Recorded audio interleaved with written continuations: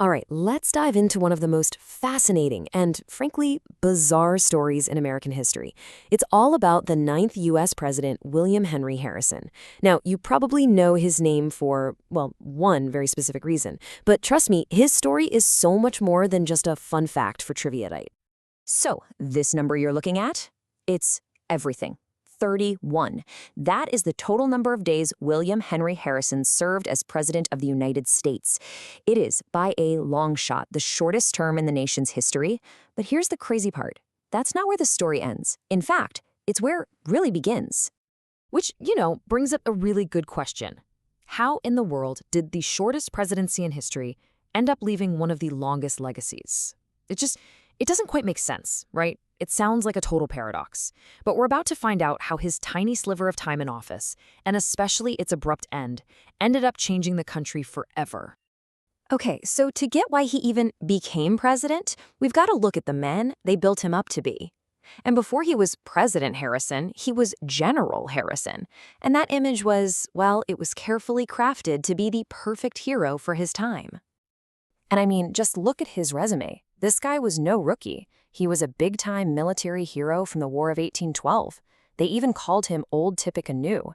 He'd been a governor, a congressman, a senator, even a diplomat. So by the time 1840 rolled around, the Whig Party, which was the main opposition to the Democrats back then, they looked at him and thought, yep, that's our guy. But this is where things get really interesting, because his campaign was basically the birth of modern politics. It was pure marketing genius. They spun this whole story about him being a simple, rugged frontiersman, the log cabin and hard cider guy. The reality? Totally different. Harrison came from a super wealthy, aristocratic Virginia family. He was a political insider, a total elite. But that myth? Oh, it was so much more powerful than the truth. His campaign rolled out all these tactics that feel really familiar now. Catchy slogans, campaign songs, massive public rallies. Tippecanoe and Tyler too became one of the most famous slogans in American history, basically turning an election into this huge national party and sweeping Harrison right into office.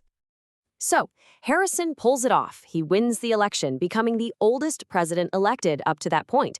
But his arrival in Washington, D.C. was, well, let's just say it marked the beginning of a presidency that was turbulent from the absolute first moment. He was determined to prove that at 68 years old, he was still strong and full of energy. So he did something that became legendary for all the wrong reasons.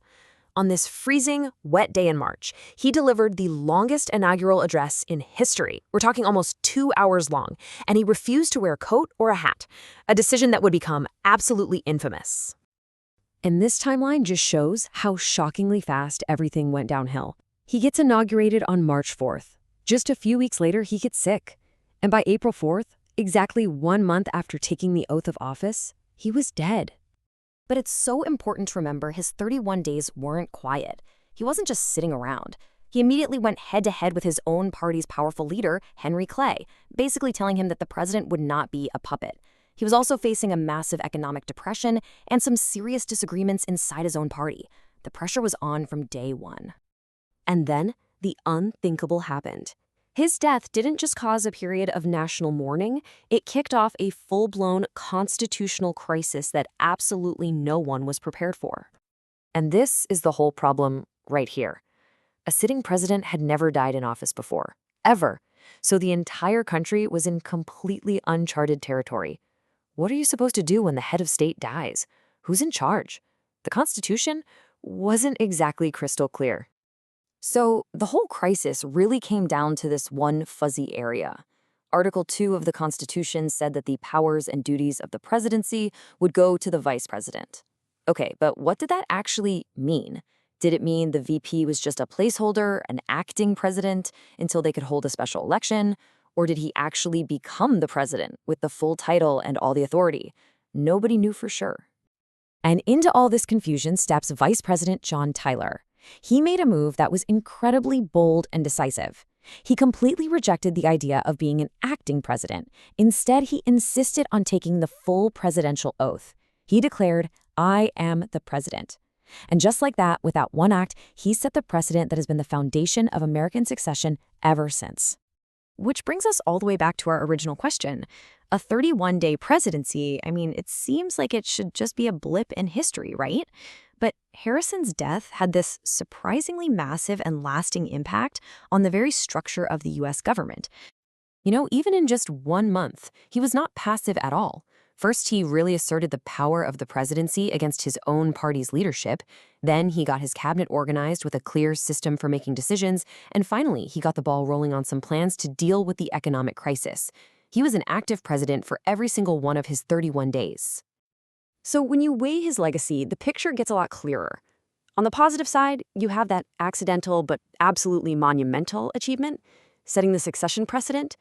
But on the negative side, his campaign is often seen as the thing that kicked off an era of image over substance politics.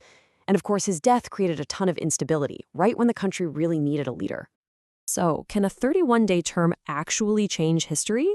Oh, absolutely. Harrison's presidency is the ultimate proof that sometimes the most significant legacies are the ones that are completely, totally unplanned. And here's the final, incredible takeaway. Through the tragedy of his death, William Henry Harrison's presidency accidentally stress-tested the Constitution. It found a critical flaw and forced a solution that has guaranteed a stable and peaceful transfer of power ever since. It's got to be one of the most profound and ironic legacies in all of presidential history.